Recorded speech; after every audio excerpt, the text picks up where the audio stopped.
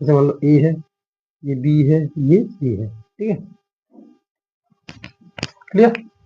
अब देखो हमें इसमें प्रूव करना है कि इसमें 60 है, मतलब 60 डिग्री का एंगल होता है सभी, तो कैसे करेंगे, एक बार दो, अगर हम इसको भी इस लाइन को छोड़ दें, इसको छोड़ दें, मान लो इस वाली लाइन को छोड़ दें और इसको देखें, तो ये दो बराबर भुजाएं हैं, और दो बराबर भुजाएं होती है तो उस त्रिभुज को हम क्या कहते हैं, समद्विबाहु त्रिभुज कहते हैं। क्या कहते हैं, समद्विबाहु त्रिभुज कहते हैं। तो समद्विबाहु त्रिभुज में क्या होता है, जो बराबर भुजाएं होती है उनके सम्मुख कोण क्या होते हैं, बराबर होते हैं।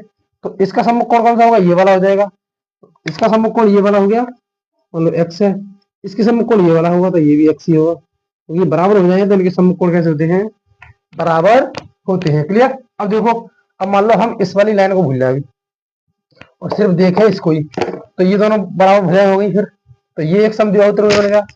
तो फिर इसमें भी इसके सम्मुख कोण कितना है, एक्स है, इसके सम्मुख कोण भी कितना होगा, फिर एक्स ही होगा। ऐसे ही मान लो एक बार हम इसको भूल जाए फिर इनको देखें, तो देखो ये बराबर है तो इसके सम्मुख कोण कितना होगा, एक्स, और इसके सम्मुख कोण भी एक्स ही होगा। अगर हम दो दो भुजाएं करके यानी समद्विबाहु त्रिभुज के अकॉर्डिंग इसको सॉल्व करें तो उससे जल्दी हो जाएगा, आसान हो जाएगा, और उसी से हमारा प्रूफ भी होगा, प्रूवल भी उसी से आने वाला है, ठीक है। तो देखो हमने देखा कि एक समद्विबाहु त्रिभुज की जो सम्मुख भुजाएं, सॉरी बराबर जो भुजाएं होती हैं उनके सम्मुख कोण हमेशा हमेशा के लिए बराबर होते हैं। तो उसी से हमने देखा ये बराबर है तो इनके सम्मुख कोण ये हो गए, इसका ये हो गया और इसका ये हो गया, तो ये सम्मुख कोण हो गए, तो ये एक्स एक्स हो गए बराबर। ये दोनों बराबर हो जाएंगे तो इसके सम्मुख कोण एक्स एक्स हो जाएंगे, ये दोनों बराबर है तो इनके सम्मुख कोण एक्स एक्स हो जाएंगे, ठीक है। तो बस हमें यहाँ तीनों कोण मिल गए, अब हमें तीन कोण ही होते हैं इस त्रिभुज में, तो हमें और क्या चाहिए था। तो देखो हम जानते हैं कि एक त्रिभुज का कोणों का योग होता है, सभी तीनों कोणों का योग कितना होता है, 180 डिग्री। तो सॉल्यूशन देखो, देखो त्रिभुज ए बी सी में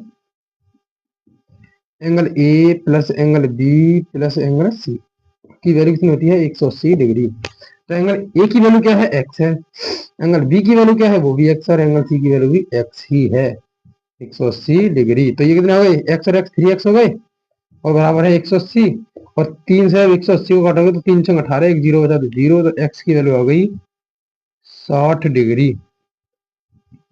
अतः यहाँ से प्रूव होता है, अतः यह सिद्ध होता है कि